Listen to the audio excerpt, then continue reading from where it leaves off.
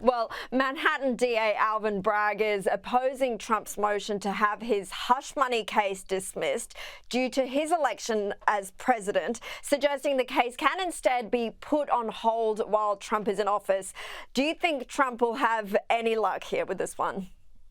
Oh, yeah, unlikely. Alvin Bragg is probably more responsible for Donald Trump's reelection than anybody else. Keep in mind, it was cases like this, the hush money case, that put Donald Trump back on the track to return to the White House. Hush money payments in this country are absolutely legal. They happen all of the time. So what Alvin Bragg was essentially trying to do is throw Donald Trump in jail for doing something that is legal. There was a technicality under our election finance rules that Alvin Bragg tried to take advantage of to turn this into a criminal case.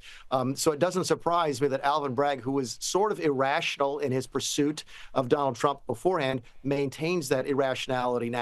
Keep in mind, he won't be able to pursue Donald Trump during the 4 years that Donald Trump remains in office.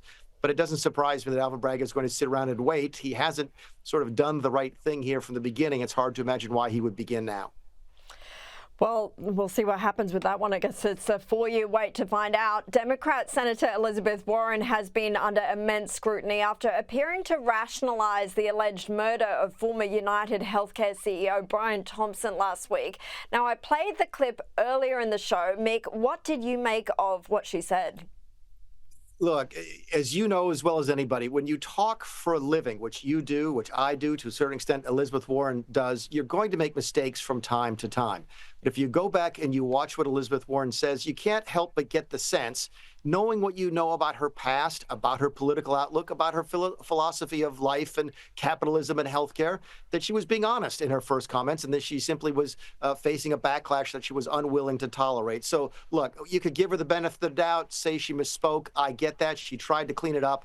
But I do think there's a sense here, an undercurrent in Washington, D.C., and more broadly that Elizabeth Warren was being honest when she said she was probably okay with this. It's disappointing. It's frustrating. It says a lot about where the nation is these days. But I don't think anybody who knows Elizabeth Warren was really surprised by the comments she made originally.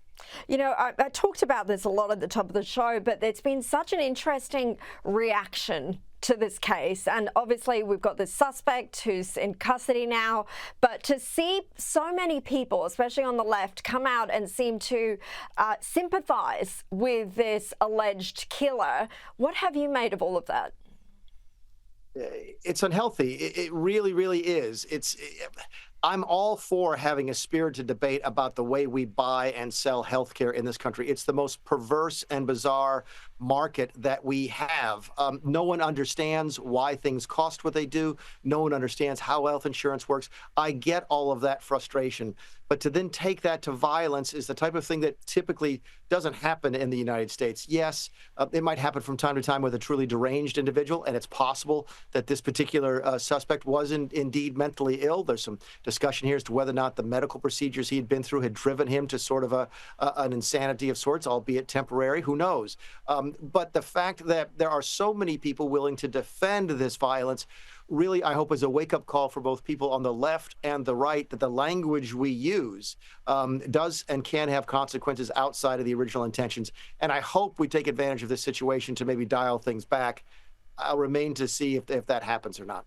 Yeah, so true. Well, Senator John Fetterman, someone we've spoken about and praised many times on this show, has made serious waves by becoming the first Democratic U.S. Senator to post on Donald Trump's platform, Truth Social.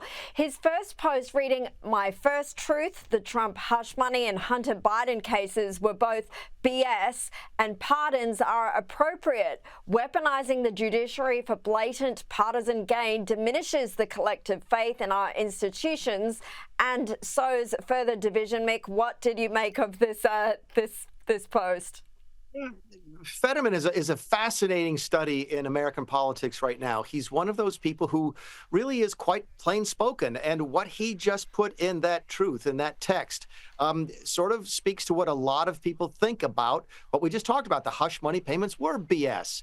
There's a lot of Democrats who agree with that. There's a lot of Democrats who voted for Donald Trump in the 2024 election because they thought he was being targeted by a weaponized and a politicized Department of Justice under the Biden administration. So, yeah, it doesn't surprise me you're talking about Fetterman. We talk about him a lot here because he doesn't seem to fall into those natural sort of columns of Democrat or Republican. Sometimes he sounds like a Democrat. Sometimes Sometimes he sounds like a Republican. And honestly, I got to tell you, Caroline, it's refreshing in Washington, D.C. to just have people like that around. Oh, look, it's refreshing in Australia too to have that, because we hear too many people just taking their own side. So it is. But I think a lot of viewers won't agree with what he says about Hunter Biden's pardon. I mean, at one point, Joe Biden himself didn't agree that he was going to pardon him, but maybe they'll respect him for at least speaking his mind. They do. And the Hunter Biden pardon is just, it's bizarre in many, many ways. Look, a lot of us expected Joe Biden to pardon his son anyway. I know Joe Biden a little bit, but I know Washington a lot. I never expected Joe Biden to allow his son to go to jail. And when he went on, TV here and said that he promised he would never do it, I didn't believe him. It raised a really good question, Caroline. Bill Clinton used to say it's not a lie if you believe it to be true. And there's a corollary to that, which is it really a lie if no one believes you?